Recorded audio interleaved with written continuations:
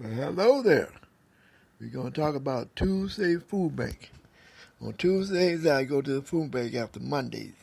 Food bank every other Tuesday. You can't go every Tuesday of the week with the exception of the first week of the month. Because that's how the food bank schedule run for me. I got my own schedule with the food bank. You go to food banks long enough, you can formulate a schedule to follow that will get you free food almost every day of the week, some weeks.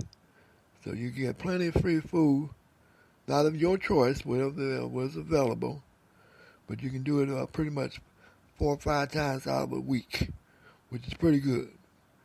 So on Tuesdays, I go to a food bank every other Tuesday in the neighborhood, and the key is to keep the food banks in the neighborhood. So this particular Tuesday food bank is at a church, of course, and this church is in the neighborhood. And unfortunately, because they had a low turnout for their Sunday service, and it's one of them churches that's a group church. It's a group of these churches. They decided to close this church, but they still got the food bank going. So we had one incident this year. This is 2018. Been going there for the last 3 years at this particular food bank. But this lady got upset because they line people up before you go in at this one. And this one is not as popular as the one Monday is. So there don't be that many people. But they let the senior citizens go in first. And they line up on one side, and if you're under a certain age, they line up on the other side.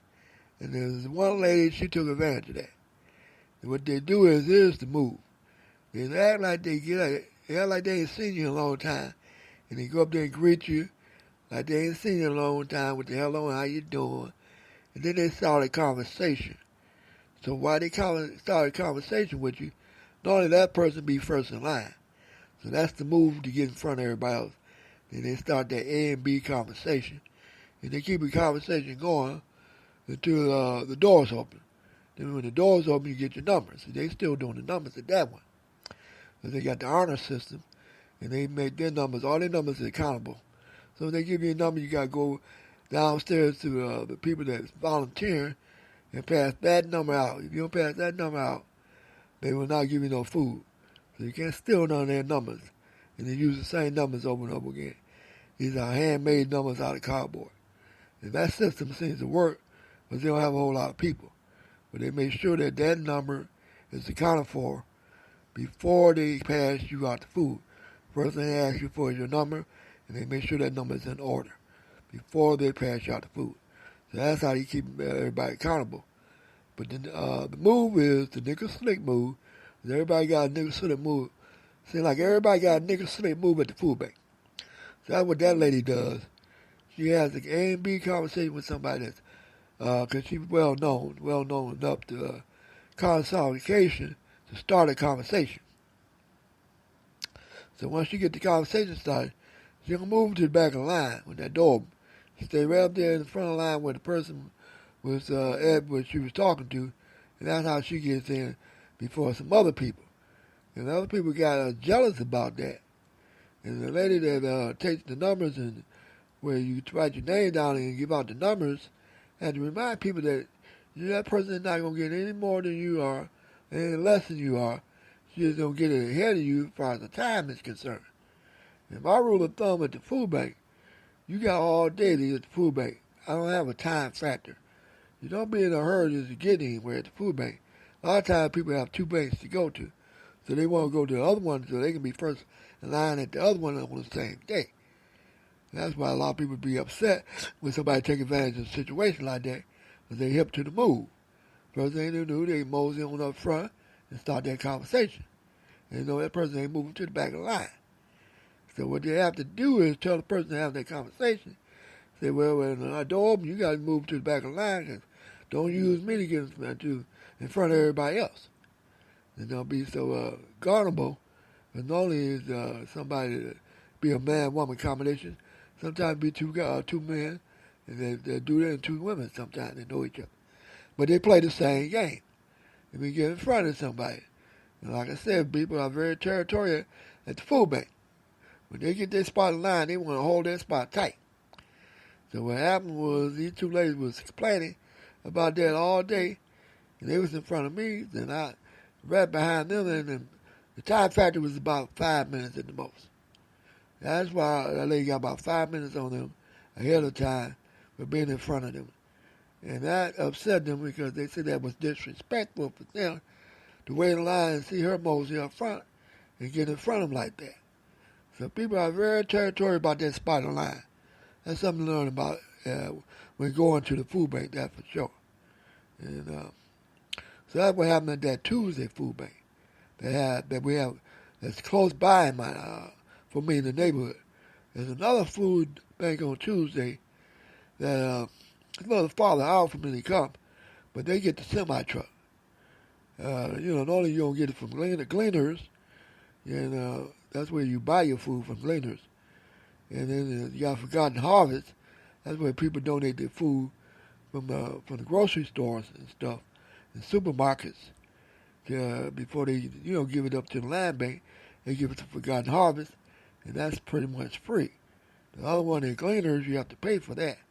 So normally that's come out whatever the donations are for the food bank, but they get it at a really big discount.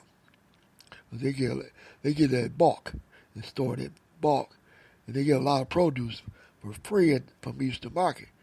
And I don't think they sell that to you. They want to dump that off. They dump off a lot of produce to these food banks, but they want to get rid of it. There's a prayer about the items that are going to perish real quickly because they're already old. So anyway, this one on Tuesdays that's farther out from me is a bigger church. And they have at least 100 people. And they get their food from a major food supplier, probably a warehouse club. And that's when they come in with Forgotten Harvest. So they get a semi-truck full of food. That's when the big truck come in. And people have to line up and they have to go through their paperwork. And their paperwork is very intense. They ask a lot of questions. Versus the other one just wants you to sign up.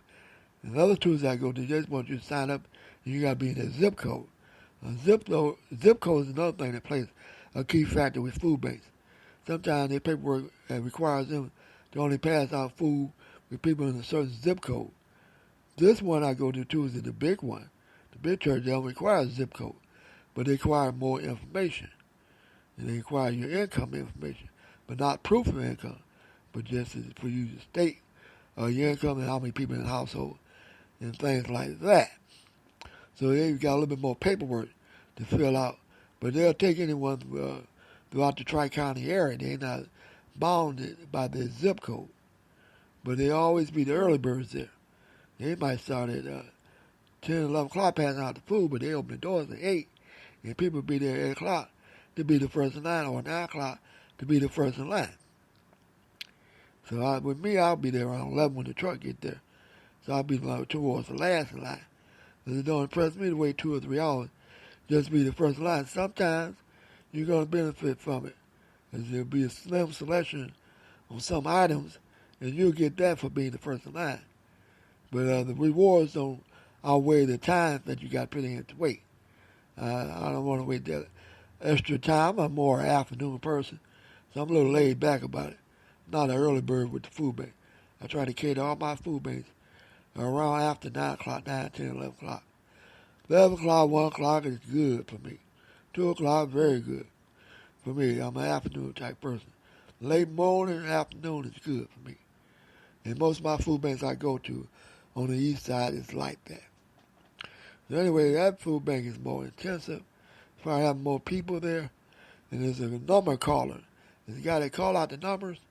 And if you ain't in line when he call your number, you got to start over again by going to the back of the line. And wait till everybody else get their number called.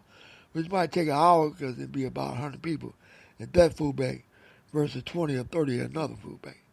So they got a big head count, that for sure. And that will get people upset because they don't want to wait around in the church so they mosey outside and get lost somewhere. And by the time they get back, their number been called.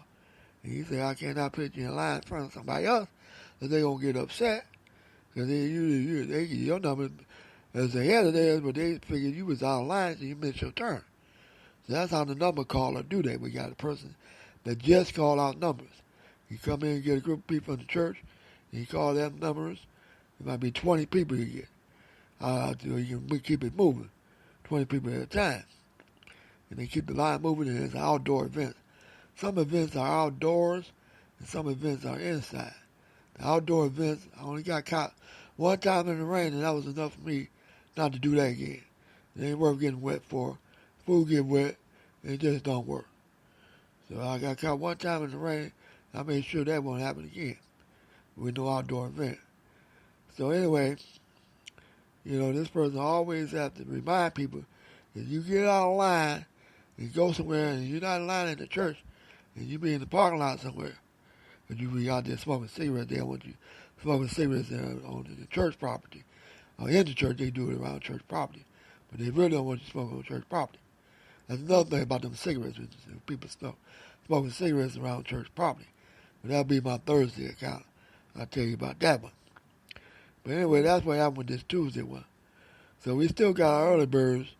They get their worm for being there early. But it's not important to me. But that's a Tuesday you can go to 3 times out of the month on the east side here. So that's my Tuesday account I can go to when I'm not going to the Tuesday account. No, I can fit that in once a month, twice at the most, and that'll be enough for me. Because it's a nice little ride to get there. And to me, it ain't worth it. To haul it on back, but now that I got my electric bike, I don't mind doing that extra pedaling. Because I'm not doing that much pedaling, the electric bike doing all the work. I just got to hook up my light trailer, the one with aluminum, the one that was manufactured already, that I use. When I converted over there, used to transport kids, I convert that over to a cargo trailer.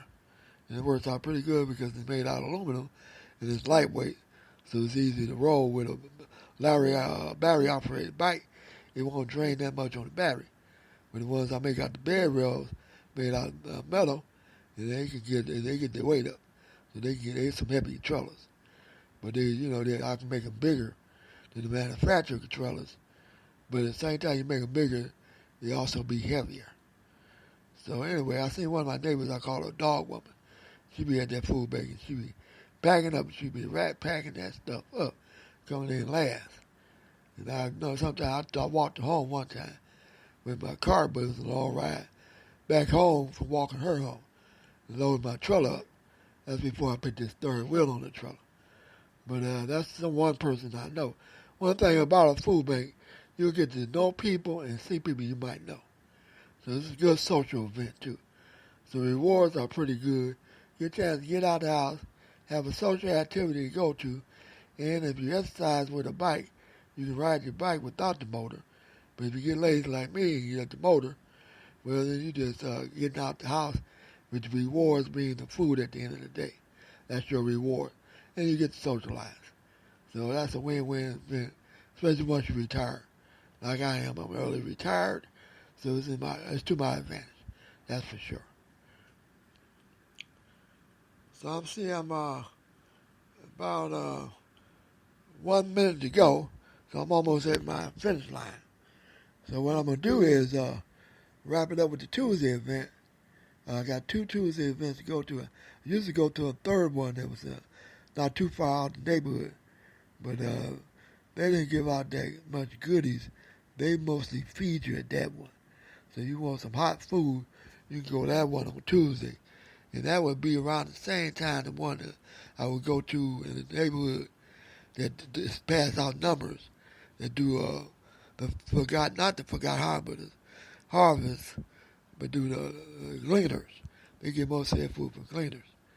So you can tell where the food is Forgotten Harvest and gleaners. Supermarket food, you can tell when you get supermarket food, and then when you get gleaners food, that's for sure. So my time is almost up, so we'll see how this transmit on Twitter. So check me out on Twitter. And 19 seconds to go. So it's almost time for me to say adios, amigo, and we'll see you next time. That's for sure. We out. Peace out.